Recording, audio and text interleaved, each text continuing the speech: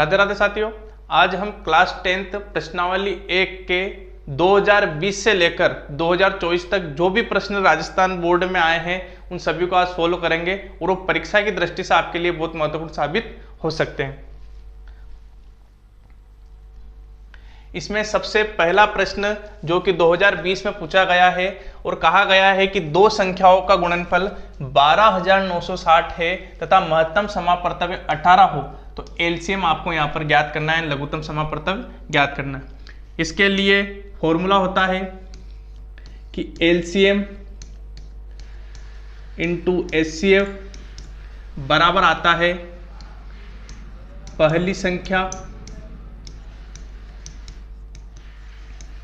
Into दूसरी संख्या। हालांकि पहली संख्या इंटू दूसरी संख्या दोनों संख्याओं का गुणनफल, बात यहां पर एक ही चलेगी। एलसीएम आपके पास नहीं है, एलसीएम को आप लिख दीजिए। एचसीएफ आपको दिया गया है 18 बराबर पहली संख्या और दूसरी संख्या दोनों ही संख्याओं का गुणनफल दिया गया है 12,960। अब यहां पर एलसीएम निकालना है तो इधर 18 का भाग देंगे तो 12,960 बटे 18, 9 दूना 18, 9 से कट जाएगा, 9 एकम 9, 10, 11, 12, 9 चौक आ रहा है आपके पास 36, 9 चौक 36 और 0 का 0, बटे का 2 है, 2 से कटेगा, 2 7 14, 2 दूने 4 और 0 की 0, यानी आपका जो एलसीएम है वो एलसीएम हो गया आपका 720। 2020 में पूछा गया प्रश्न है। इसके बाद देखते हैं 7/80 परिमेय संख्या 7/80 का दशमलव प्रसार शांत है या अशांत आवर्ती बिना विभाजन प्रक्रिया का उपयोग किए। याद रखिए परिमेय संख्या दी गई है आपको, परिमेय संख्या दी गई है 7/80। ऐसे प्रश्नों को जब सोल्व करना होता है तो हमें इनके हर को रफ कॉपी में तोड़ना पड़ता है। 2 चौक 8, 0, 2 से 20 बार, 2 से 10 बार, 2 पंजे का 10 और 5 एकम 5। तो इसको हम लिख सकते हैं 7/2, 2, 2, 2 और 5, यानी 2 इंटू 2 इंटू 2 इंटू 2 इंटू 5। यहाँ पर आ जाएगा आपका 7/2 की पावर 4 इंटू 5 की पावर 1।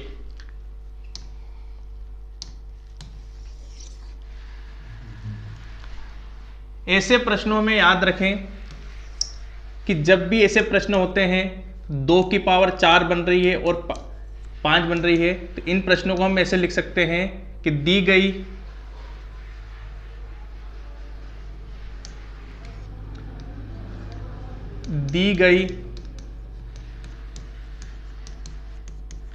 संख्या का हर 2 की पावर n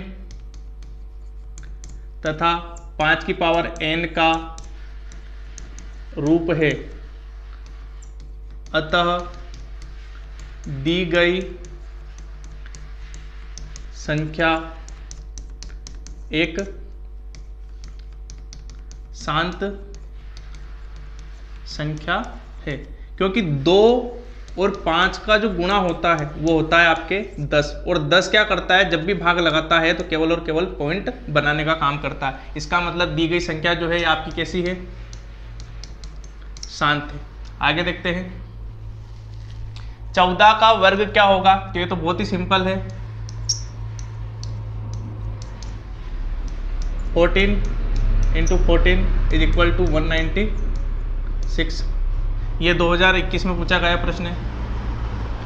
इसके बाद निम्न में से अपरिमेय संख्या है। यहाँ पर बच्चा कहाँ कंफ्यूज होता है, एक तो स वाले पॉइंट में और एक ब वाले पॉइंट में। स और ब इन दोनों में कंफ्यूजन सबसे ज़्यादा होता है, तो ध्यान दीजिए इसमें। यहाँ पर जो स वाला पॉइंट है 2.23 के ऊपर बार है, इसको आपने पढ़ा है कक्षा 9 में। क्यों? क्योंकि जब भी बार होती है तो हम इसको P बटे Q के रूप में बना सकते हैं। लेकिन यहाँ पर जो ब वाला पॉइंट है आपका 2.23, 24, 25, 26, 27 और इस प्रकार से, इसमें यहाँ पर जो अंक है बार बार चेंज हो रहे हैं, तो ये कभी भी हम P बटे Q में रूप में नहीं लिख सकते। तो यहाँ पर ब जो पॉइंट है आपका, ब वाला जो पॉइंट है वो आपका कैसा है? अपरिमेय। इसका मतलब ये जो पॉइंट है ये आपका क्या होगा? आंसर होगा। ये P बटे Q के रूप में हम लिख सकते हैं। इसके बाद अगला प्रश्न 2022 में दिया गया है कि संख्याओं 72 और 120 का एलसीएम ज्ञात करना है। ध्यान दीजिए, 72, 2 तिया 6, 2 छंग 12, 2 एकम 2, 2 8 16, 2 नम 18, 3 तिया 9 और 3 एकम 3। 120 है 120, 2 छंग 12 की 0, 2 तिया 6, 15 बार, 3 पंज 15 और 5 एकम 5। अब हमें एलसीएम लिखना है, तो एलसीएम में हम उन्हीं पॉइंट को लिखेंगे या उन्हीं संख्याओं को लिखेंगे जो दोनों के अलावा भी आ रही है और दोनों में शामिल है। देखिए यहाँ पर 2 दोनों में आ रहा है तो इसको एक ही बार लिखेंगे। उसके बाद ये 2, ये भी एक बार आ रहा है, इसको भी एक बार लिखेंगे। ये वाला 2 एक बार, 3 भी आपके रिपीट हो रहा है, इसमें भी 3। अब बाकी बची संख्या इसमें है लेकिन इसमें नहीं है तो इसको भी लिखना पड़ेगा। और 5, ये टोटल संख्याओं का जो गुणा होगा यही आपका एलसीएम होगा। 2 दूना 4, 24 तिया 72 पंजे 300,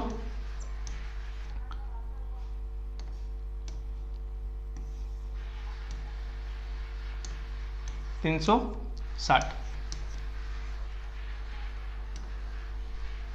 अगला सवाल देखते हैं, 616 और 32 का एचसीएफ ज्ञात कीजिए। 616 और 32 का आपको एचसीएफ। ध्यान दीजिए इधर 6 1 6, 616 और 32, 2 तिया 6, निजादा 0, 2 8 16, 2 एकम 2, 2 पंजा 10, 2 चौक 8, 2 7 14, 2 7 14, 7 एकम 7 और 11। 32 है यहाँ पर, 2 चौक 8, 2 दूना 4 और 2 एकम 2। अब आपको एचसीएफ लिखना है, तो एचसीएफ में हम केवल उन्हीं संख्याओं को लिखेंगे जो दोनों में कॉमन आ रही है।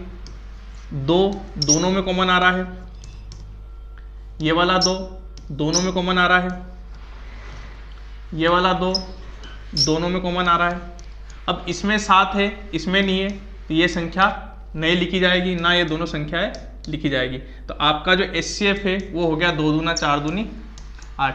2022 में पूछा गया प्रश्न था ये। अगला देखते हैं। इसके बाद आपसे पूछा है 196 के अभाज्य गुणनखंडों की घातों का योगफल क्या है। सबसे पहले हम अभाज्य गुणनखंड करेंगे। 196 है, 2 नम 18, 2 8 16, 2 चौक 8, 2 नम 18, 7 7 49, 7 एकम 7। यहाँ पर 196 है, इसको हम लिख सकते हैं 2 की पावर 2 इंटू 7 की पावर 2। बात आती है यहाँ पर कि गुणनखंडों की घातों का योगफल, तो इसकी घात है 2 और यहाँ पर है 2। टोटल घात हो रही है आपके कितनी? 2 प्लस 2 बराबर कितनी घातें हैं? 4। तो यहाँ पर आंसर हो गया आपका 4। अगला प्रश्न देखते हैं। 13/125 का दशमलव प्रसार लिखिए। देखिए बहुत ही सिंपल सवाल है। 13/125, इस सवाल को हमने अभी थोड़ी देर पहले भी किया था। इसको हम लिख सकते हैं 13/5 इंटू 5 इंटू 50, 25 पंजे 125। अब देखिए इसमें 13/5 की पावर कितनी हो रही है? 3। हमें क्या करना है कि अंश दी गई संख्या के अंश व हर में 2 की पावर 3 का गुणा करने पर 2 की पावर 3 का गुणा करते हैं तो देखिए इसमें 13 इंटू 2 की पावर 3 बटे 5 की पावर 3 इंटू 2 की पावर 3। ध्यान दीजिए 13 इंटू 2 दूना 4 दूना 8 हो रहा है। यहाँ पर 5 की पावर 3 और 2 की पावर 3, यहाँ पर एक फॉर्मूला लगता है कि अगर a की पावर m इंटू बी की पावर b अगर m होता है तो हम लिख सकते हैं a और b दोनों की पावर होल पावर m। तो यहाँ पर हम लिख सकते हैं 5 इंटू 2 की पावर टोटल कितनी आ रही है 3, तो 13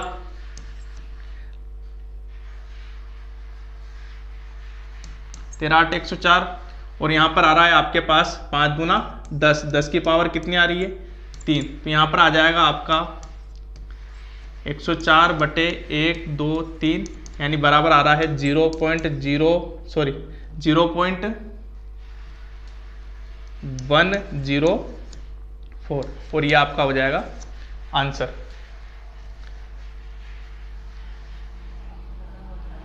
ठीक है, अगला देखिए, अगला प्रश्न आता है आपके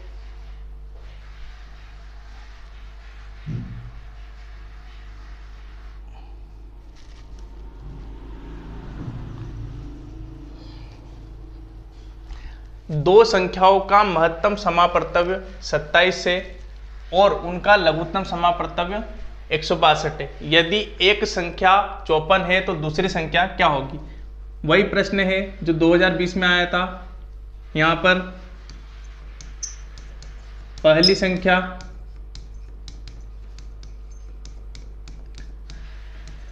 इंटू दूसरी संख्या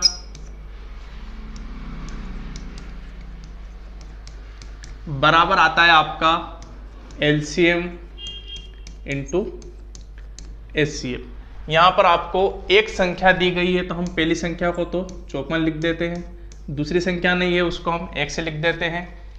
एलसीएम दिया गया है आपको, एलसीएम है 162 और एचसीएफ दिया गया है आपका 27। देखिए ध्यान से, हमें निकालना है x, तो x इक्वल टू 162 इंटू 27 बटे 54।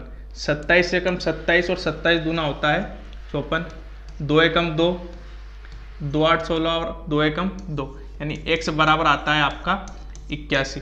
यहाँ पर हमारे पास दो सवाल सबसे मेन इंपॉर्टेंट है, एक एलसीएम एचसीएफ और एक और अगला जो सवाल आने वाला है ये वाला सवाल।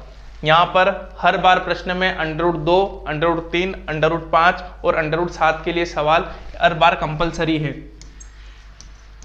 Most important. ध्यान दीजिए सवाल को। सबसे पहली बात इसने कहा है कि सिद्ध कीजिए कि √5 एक अपरिमेय संख्या। याद रखिए रूट वाली वो संख्या है जो रूट से बाहर नहीं निकल पाती है, सारी अपरिमेय संख्याएं कहलाती, चाहे √2 हो, 3 हो, 5 हो, 7 हो या 11 हो। हम इसको सोल्व करते हैं, ध्यान दीजिए इसको। माना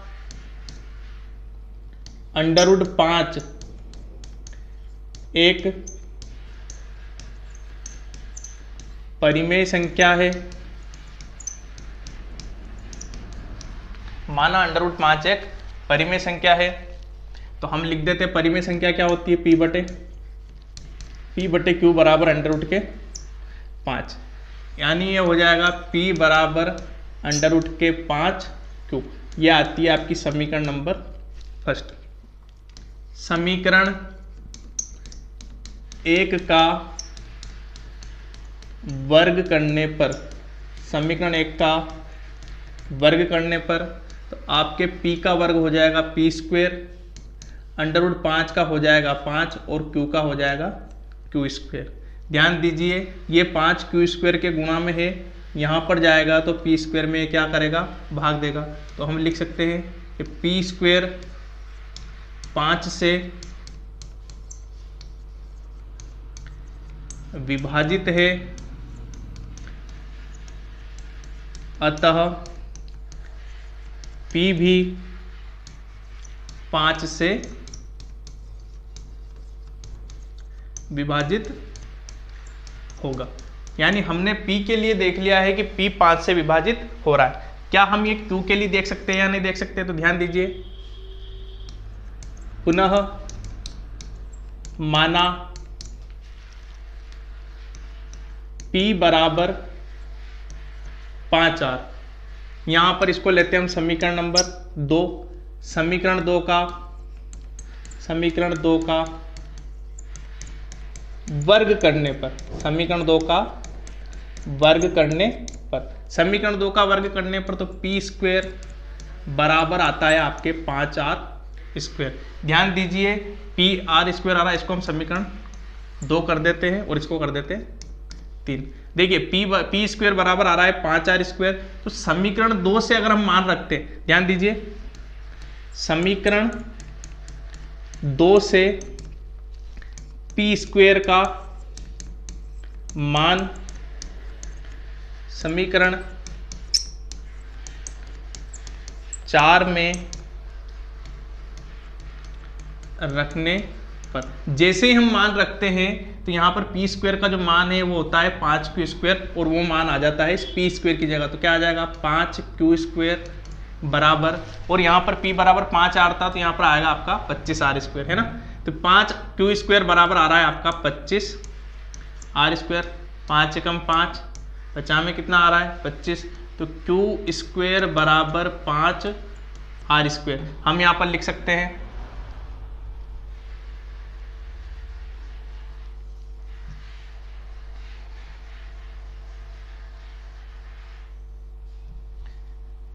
हम यहाँ पर लिख सकते हैं कि Q स्क्वेयर 5 से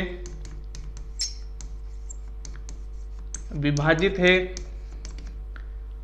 अतः Q भी 5 से विभाजित होगा। अब यहां पर एक कंडीशन आती है, अगले पेज पे कर लेते हैं इसको, कि चूंकि